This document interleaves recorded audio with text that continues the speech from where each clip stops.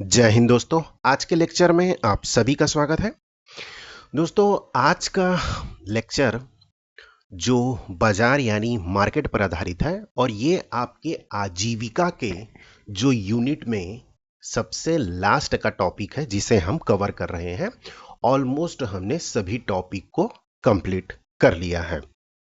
तो बाजार as compared to other topics मैं बोलूँगा कि बहुत ही इजी टॉपिक है। बहुत ज़्यादा फैक्चुअल चीज़ें नहीं है जिन्हें आपको रटने की ज़रूरत पड़ेगी, डेटा की ज़रूरत, इसमें डेटा पढ़ने की ज़रूरत नहीं है।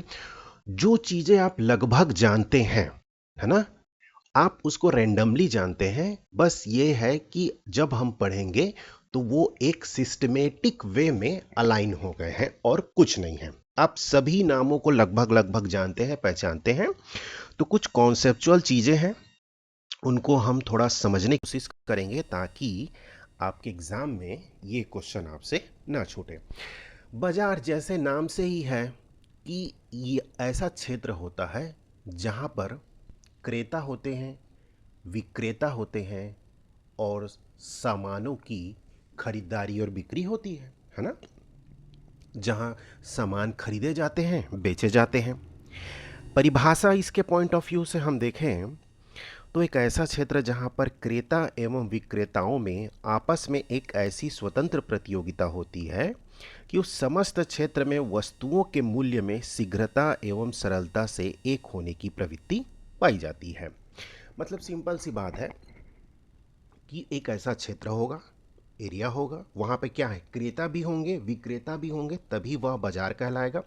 स्वतंत्र प्रतियोगिता होगी, मतलब आप किसी भी सामान को लेने के लिए एक विक्रेता को छोड़ करके दूसरे के पास आप खरीदारी करने के लिए जा सकते हैं। आप बाउंडेड नहीं हैं, ठीक है। फिर वस्तुओं के मूल्य में, अर्थात वस्तुओं का एक मूल्य होगा, यह भी एक बड़ा फैक्टर है। शीघ्रता से एवं सरलता से एक होने की प्रवृत्ति पाई जाती है। मतलब सीधे सा कहने का मतलब ये है कि आप सामने वाले के मूल्य से असंतुष्ट हैं तो आप दूसरे के पास जाएंगे। अगर आपके मूल्य के आधार पर वह वस्तु मिल रही है तो आप उस वस्तु को खरीदते हैं, दैट्स इट, और कुछ भी नहीं है इसमें। लेकिन बाजार के और कंपोनेंट्स को पढ़ने के पहले मैं चाहता हूं कि आप कुछ कॉन्सेप्ट को समझें कि देखिए, व्यवसाय किसका होता है। व्यवसाय दो ही चीज़ों का होता है दोस्तों, या तो वस्तु का होगा या सेवा का होगा, है ना। और ग्रामीण क्षेत्रों में मेनली जो बाजार होते हैं वो वस्तु आधारित होते हैं, सेवा आधारित बाजार बहुत ही कम होते हैं। देखिए, वस्तु का आशय सीधा सा है कि दृश्य संदर्भों से है। मतलब जो फिजिकली प्रेजेंट है, जिसको हम छू करके, देख करके बताते हैं, समझते हैं, जानते हैं, वो क्या कहलाते हैं, वस्तु यानी कि गुड्स। और सेवा में क्या होते हैं, जो सर्विस होती है, उसका आशय अदृश्य संदर्भों से है। मतलब जो फिजिकली प्रेजेंट नहीं होते लेकिन वो सर्विस हम किसी से लेते हैं या किसी को प्रोवाइड करते हैं। जैसे कि गुड्स में देखेंगे तो अनाज और दवाई, और सेवा में देखेंगे तो परिवहन और पेशेवर। तो अब हम बाजार जो ग्रामीण क्षेत्रों पर आधारित है उसके बारे में अगर हम पढ़ें तो मुख्य रूप से हमें वस्तुओं के बारे में ही पढ़ना होगा। देखिए, या तो आप इकोनॉमिक्स पढ़ लिए होंगे क्योंकि अभी आपका जो न्यू सिलेबस आया है उसमें इकोनॉमिक्स की चीज़ें तो हैं, है ना, वो भी एक यूनिट है। तो अभी नहीं पढ़े होंगे तो फ्यूचर में आप पढ़ेंगे। जब भी आप इकोनॉमिक्स पढ़ते हैं तो उसकी आधारभूत, जब हम लोग बेसिक तैयार करते हैं ना, इकोनॉमिक्स पढ़ते हैं तो बेसिक पढ़ते हैं। जब एनसीईआरटी पढ़ेंगे या कुछ भी पढ़ेंगे, कहीं से भी आप गाइडेंस लेंगे तो वस्तु और सेवा आपको पढ़ाया जाएगा, ठीक है। तो वस्तुओं के बहुत सारे टाइप्स होते हैं, तो मैं उन बहुत सारे टाइप्स को ना पढ़ा करके आपको उपभोग की वस्तुएं पढ़ा रहा हूं, क्योंकि यही आपके इस बाजार में पढ़ने के लिए बहुत ही ज़्यादा ज़रूरी है। देखिए, बाजार के कॉन्सेप्ट को समझने के लिए पहले हमें ना उपभोग की वस्तुओं को पढ़ना होगा दोस्तों, क्योंकि ये आपके पीवाईक्यू में पूछे गए हैं। तो मैं चाहता हूं कि आप इस कॉन्सेप्ट को बहुत अच्छे से समझें। उपभोग की वस्तुएं मुख्यतः दो प्रकार की होती हैं, जिसे हम बोलते हैं, पहला स्थायी वस्तुएं या टिकाऊ वस्तुएं, पहला। दूसरा जस्ट इसका अपोजिट ये हो जाएगा, अस्थायी उपभोग की वस्तुएं। तो जिसे हम इंग्लिश में कहते हैं कंज्यूमर ड्यूरेबल, ठीक है। ये वे वस्तुएं होती है जिनकी औसत आयु 3 वर्ष या उससे अधिक होती है, जैसे कि कार, एसी, टीवी, फ्रिज या इत्यादि। अब आप इसमें एग्जाम्पल ऐड करते जाइएगा, क्योंकि आपने कॉन्सेप्ट समझ लिया कि ये वस्तुएं 3 वर्ष या इससे अधिक की इनकी लाइफ होती है, तो ये कहलाती है स्थायी वस्तुएं या टिकाऊ। मान लीजिए कि एग्जाम में आपका टिकाऊ लिखा होगा तो सीधे आपके माइंड में स्ट्राइक करना चाहिए कि इन वस्तुओं का मूल्य सेल्फ लाइफ 3 साल से अधिक होगा, या स्थायी लिखेगा तो भी। ये हो गया। दूसरा होती है अस्थायी उपभोग की वस्तुएं, जिसको हम बोलते हैं कंज्यूमर नॉन ड्यूरेबल। वे वस्तुएं जिनकी औसत आयु 3 वर्ष या उससे कम हो, जैसे कि खाद्य वस्तुएं, सौंदर्य या पेय पदार्थ इत्यादि।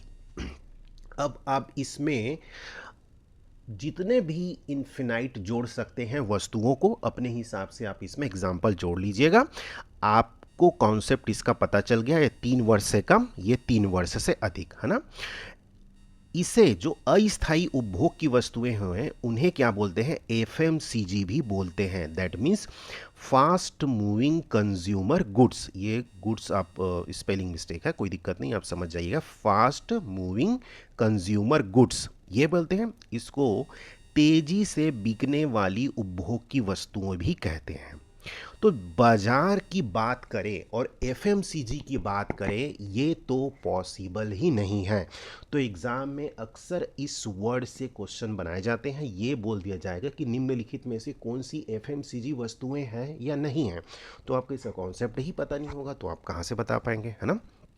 तो इस हिसाब से आपको ये कॉन्सेप्ट क्लियर होना चाहिए।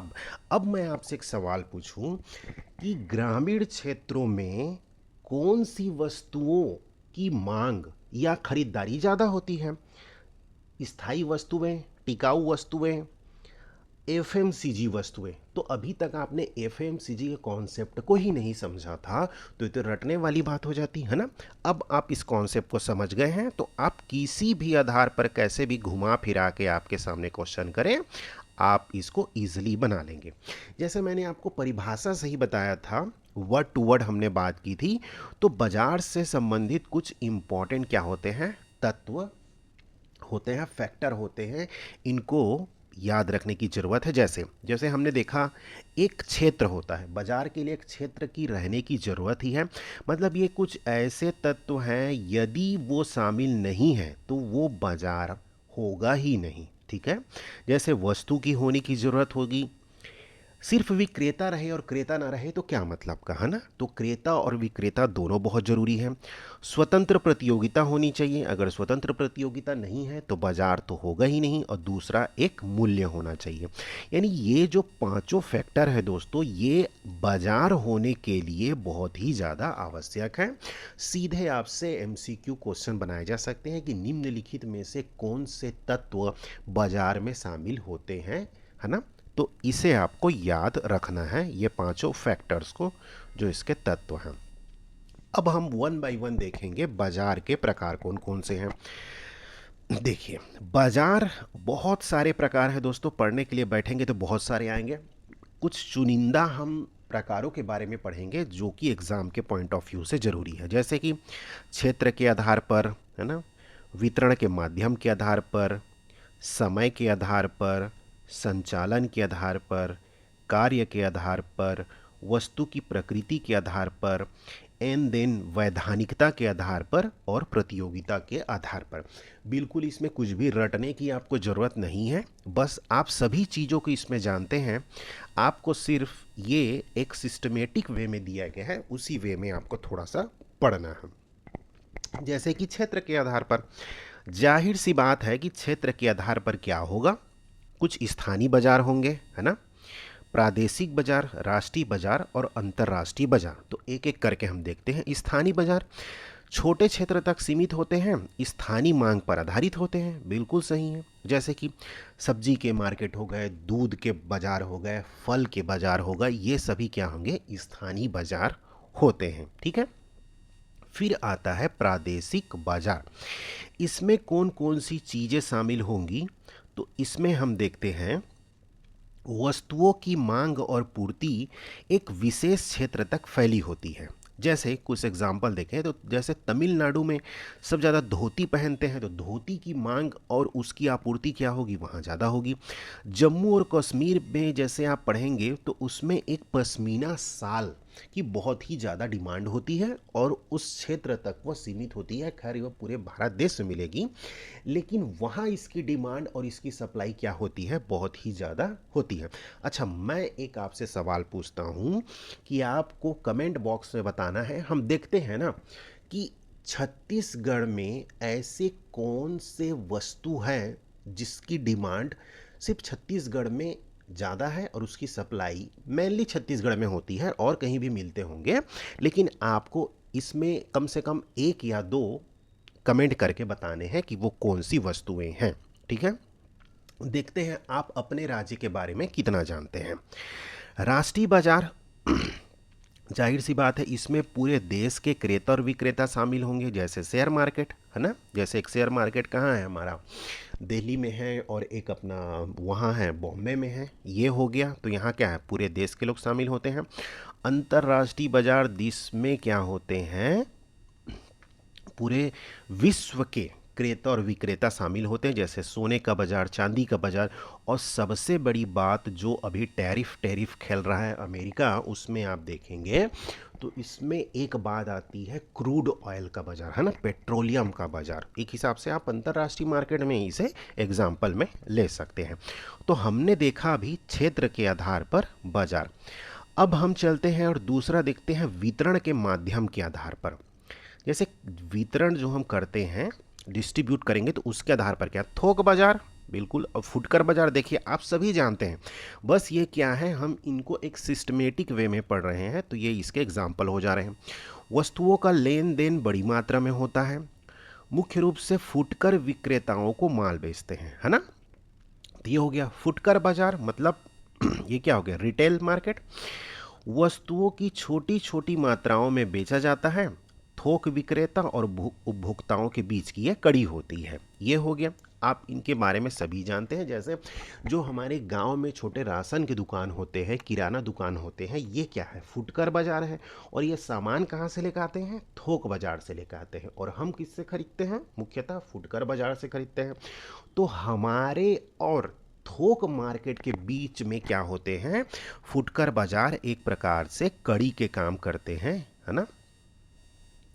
फिर आता है समय के अनुसार बाजार। तो ये मुख्य रूप से चार प्रकार के हैं। देखिए, अति अल्पकालीन, अल्पकालीन बाजार, दीर्घकालीन बाजार, अति दीर्घकालीन बाजार। अति अल्पकालीन बाजार में मुख्य रूप से वस्तु की पूर्ति में वृद्धि नहीं की जा सकती।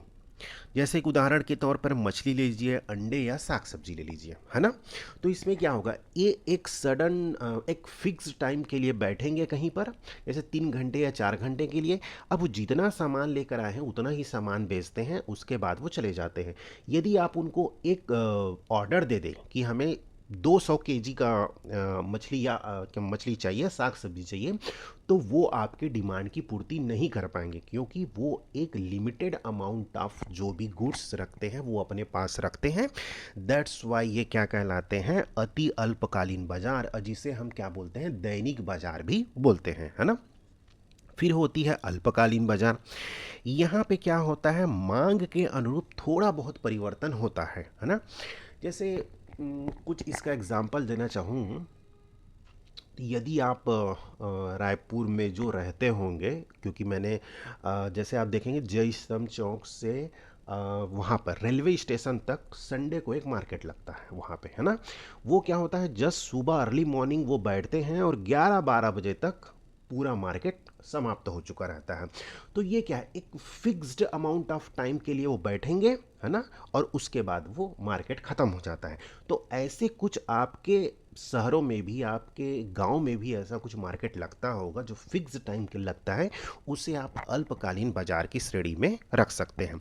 दीर्घकालीन बाजार, जैसे वस्तु की कीमत के अनुरूप में वृद्धि या कमी की जा सकती है, जैसे कपड़ा मार्केट हो गया, है ना, या अनाज के बाजार हो गए, इसमें क्या होते हैं, ये दीर्घकालीन बाजार हैं।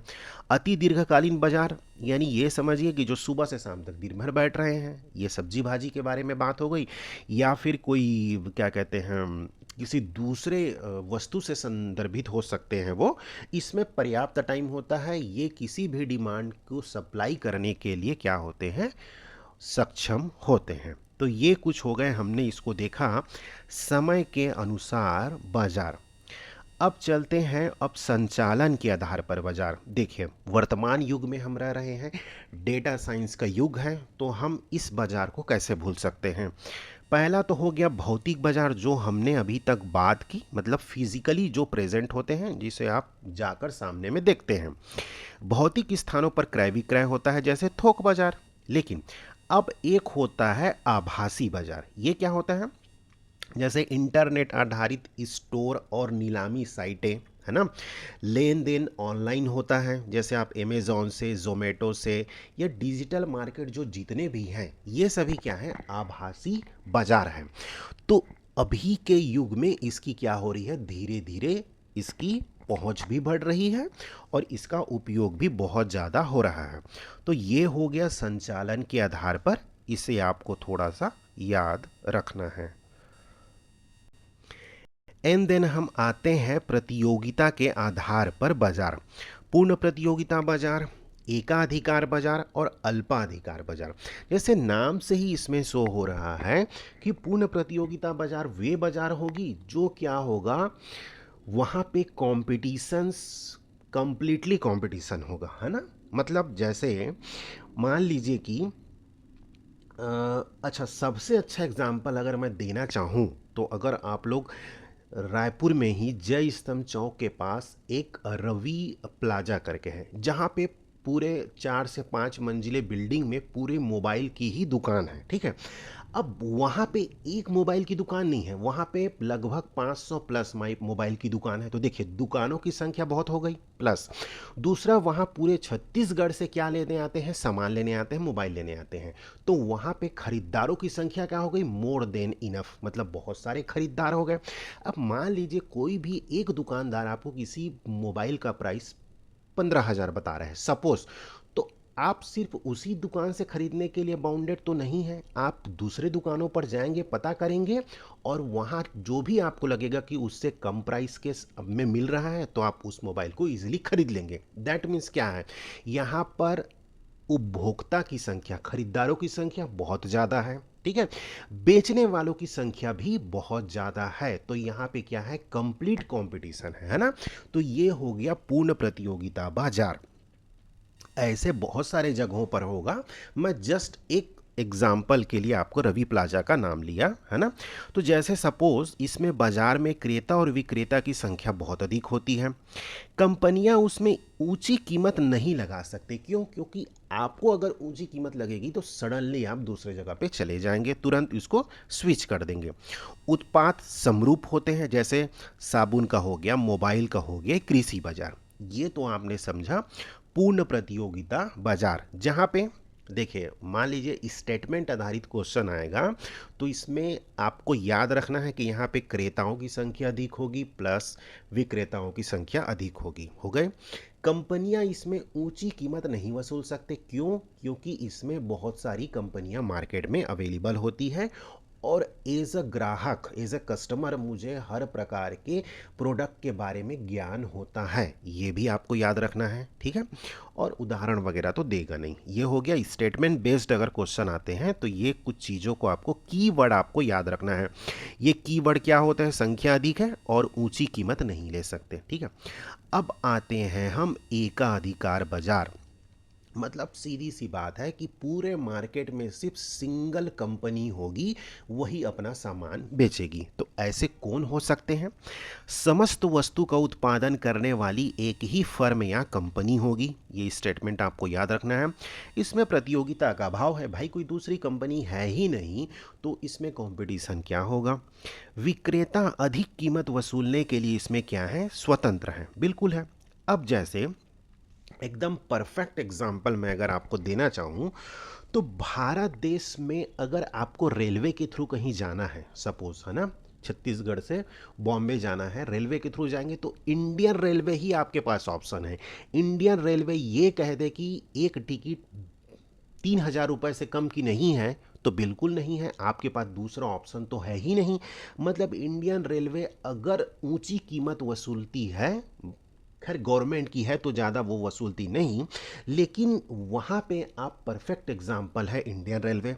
दूसरा, रक्षा के क्षेत्र में जैसे डीआरडीओ हो गए, है ना, तो डीआरडीओ मान लीजिए कोई भी सामान बना रही है, इजली हम तो नहीं खरीद सकते, लेकिन क्या है, भारत में एक सिंगल कंपनी है जो रक्षा के क्या करती, उत्पाद बनाती है। एग्जाम्पल, परफेक्ट एग्जाम्पल मैं दे रहा हूँ, परमाणु ऊर्जा, न्यूक्लियर एनर्जी से संबंधित जो भी आपको सामान लेना है तो इंडियन गवर्नमेंट से ही आप खरीद सकते हैं। बाकी आप एयरलाइंस में जाएंगे तो पहले जो इंडियन रेलवे की इंडियन एयरलाइंस थी, सपोज भारत सरकार जो चलाती थी, अब क्या हो गई, वहाँ कई सारे इंडिगो हो गए, टाटा के हो गए, है ना, बहुत सारी कंपनियां हैं, वहाँ पे मोनोपोली तो है नहीं, वहाँ पे एकाधिकार तो है नहीं। ये कुछ ऐसे क्षेत्र हैं जहाँ पे एकाधिकार है और सीधा सीधा किसका है, भारत सरकार का ही एकाधिकार है। हाँ, अब धीरे धीरे इन क्षेत्रों को थोड़ा सा क्या कर रहे हैं, फ्लेक्सिबल बना रहे हैं और दूसरी दूसरी कंपनियां भी आ रही हैं। तो ये परफेक्ट एग्जाम्पल है एकाधिकार बाजार के, जहां पे सिंगल कंपनी है और वो क्या है, न्यूक्लियर एनर्जी हो गए, रक्षा क्षेत्र में हो गए और रेलवे क्षेत्र में हो गए। ठीक है, अब आते हैं अल्पाधिकार बाजार। इसको पढ़ने के पहले जस्ट हम एक छोटी सी स्टोरी समझते हैं कि जैसे हमारे ज़माने में लगभग 2010, या ये समझिए कि जब टेलीकॉम जैसे रिलायंस हो गए, है ना, आइडिया हो गए, वोडाफोन हो गए, वीडियोकॉन भी आता था क्या, हाँ वीडियोकॉन हो गए, एयरटेल हो गए, बीएसएनएल, आप जब देखेंगे आज से 10-12 साल पहले कितनी सारी टेलीकॉम कंपनियां थी, है ना। अब धीरे धीरे क्या हो गई, या तो वे खत्म हो गई या वो मर्ज हो गई। जैसे कि आइडिया का मर्जर किस में हो गया, वोडाफोन में हो गया, वोडाफोन आइडिया के नाम से कंपनी आ रही है, एक एयरटेल बचा, है ना, और एक बीएसएनएल बचा और एक रिलायंस जियो बचा। अब कुछ दिन बाद ये हो सकता है कि यही वोडाफोन और आइडिया किस में मर्ज हो जाएंगे, एयरटेल में मर्ज हो जाएंगे। तो कितनी कंपनियां बचेंगी, 3 कंपनियां, बीएसएनएल, एयरटेल और क्या हो जाएगी, रिलायंस जियो। हो सकता है कि कुछ दिन बाद जियो ही एयरटेल को खरीद ले तो 2 ही कंपनियां बच जाएगी।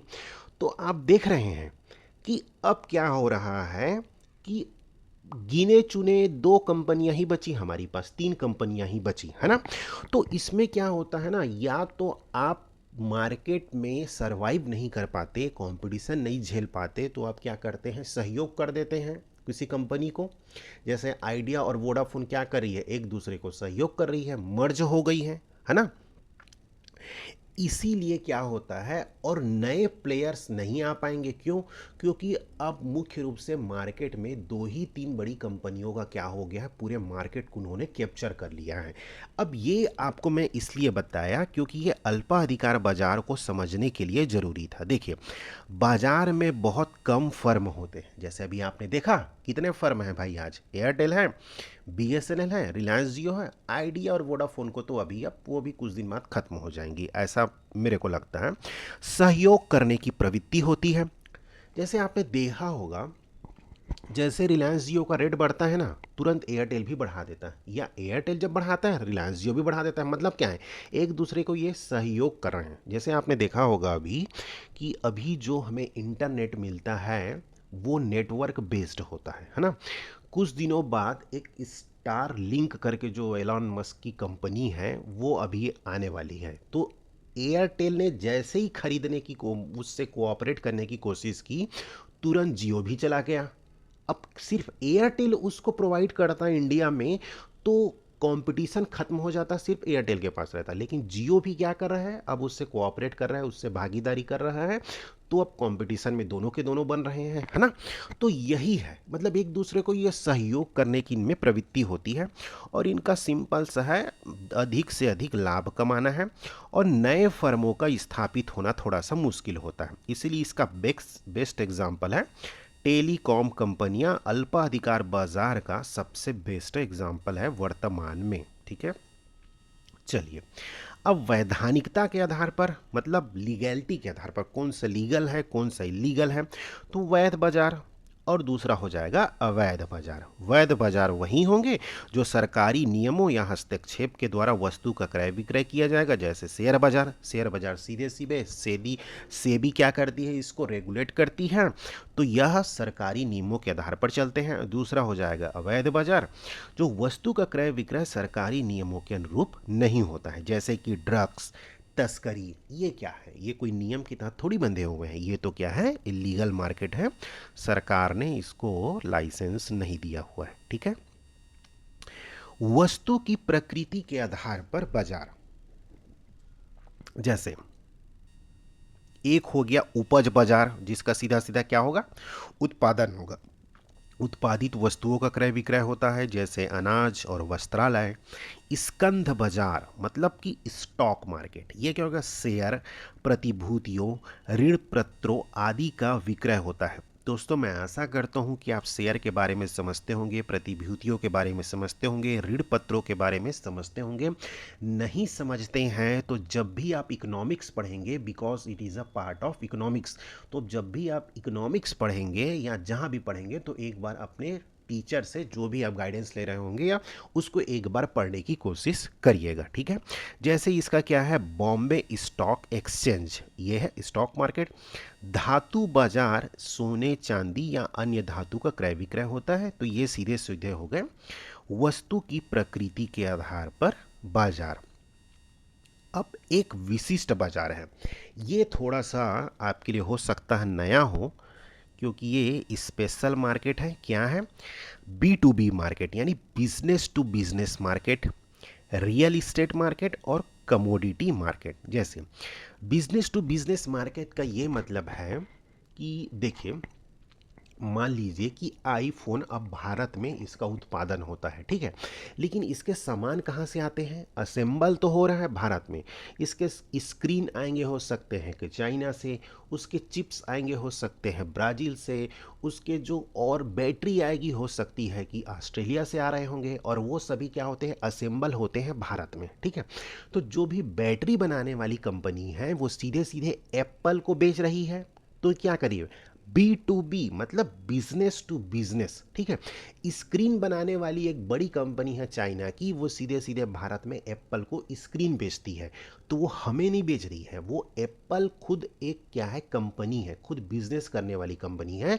तो ऐसे बिजनेस को क्या कहा जाता है, B2B मार्केट। जब एक बिजनेस वाला, कोई भी एक कंपनी दूसरे कंपनी को सीधे सीधे सामान बेचती है, तो ये कहलाता है B2B मार्केट। जैसे उपभोक्ता के बजाय दूसरे व्यवसायों को उत्पाद बेची जाती है, जैसे मोबाइल निर्माताओं के उपकरण बेचना, ये हो गया। रियल इस्टेट मार्केट, जो भी हम जमीन, घर, ऑफिस खरीदते या बेचते हैं, ये किसी दूसरे मार्केट में नहीं आ पा रहे थे, लेकिन ये भी क्या है, एक प्रकार का मार्केट है, ये हो गया रियल इस्टेट मार्केट। फिर कमोडिटी मार्केट, ये भी इकोनॉमिक्स का थोड़ा सा पोर्शन है। इसमें क्या होता है कि जो भी कमोडिटी होती है ना, जो वस्तु होते हैं, वहाँ पे क्या कहते हैं, कच्चे माल और प्राकृतिक संसाधनों जैसे तेल, सोना, गेहूं आदि हम क्या करते हैं, बेचते हैं कमोडिटी मार्केट में। आप इसको बस यहीं तक ही समझिए, रहने के लिए बहुत बड़ा कॉन्सेप्ट है, लेकिन उतना आपसे कॉन्सेप्ट को पूछेगा नहीं। विशिष्ट मार्केट में आप उन चीज़ों को आपको याद थोड़ा सा रखना है। ठीक है। अब बाजार के विस्तार को प्रभावित करने वाले कारक कौन कौन से हैं, तो यहाँ से हम क्या करेंगे, बाजार के विस्तार को प्रभावित करने वाले कारक और बाकी जो चीज़ें हैं उसको हम कल पढ़ेंगे। आज तक इतना ही रखते हैं, इतना ही आप कंज्यूम कीजिए, इतने को थोड़ा डाइजेस्ट कीजिए आप, है ना। एंड देन हम बाकी फिर बाजार के विस्तार, इसके बाद फिर हम क्या करेंगे, और ग्रामीण क्षेत्र की ना मार्केटिंग के बारे में पढ़ेंगे, वो आपके एग्ज़ाम में डायरेक्टली इससे क्वेश्चन पूछे गए हैं। तो चलिए दोस्तों, आज के लिए ही बस इतना ही। आई होप आपकी तैयारी बहुत अच्छे से चल रही होगी, क्योंकि अभी आपका नया सिलेबस भी आ गया है। तो इंडिया के जो 15 मार्क्स के जो टॉपिक जोड़े गए हैं, तो उससे आप थोड़ा सा अब पढ़िएगा, उसके लिए भी टाइम निकालने की भी आपको ज़रूरत पड़ेगी, है ना। और कोशिश करिएगा, अगर हमारे चैनल में ही 1000 एमसीक्यू के क्वेश्चन हैं, तो जब भी आपको लगे कि क्वेश्चन आपने पढ़ लिया है इंडिया के, है ना, तो वहाँ से जाकर आप एमसीक्यू देख लीजिएगा, वो आपके लिए हेल्पफुल होगा। थोड़े से मतलब सीजीपीएससी के हिसाब से हमने बनाए थे, तो वो थोड़े से टफ लगेंगे आपको। तो मैं ये नहीं बोलता कि आपको वो करना ही है, जब लगे कि हम अच्छे से पढ़ चुके हैं तो एक बार उसको एज ए रिविज़न आप देख लीजिएगा। तो चलिए नेक्स्ट सेशन में जल्द ही मिलेंगे, तब तक के लिए अपना बहुत ख्याल रखिएगा। जय हिंद दोस्तों।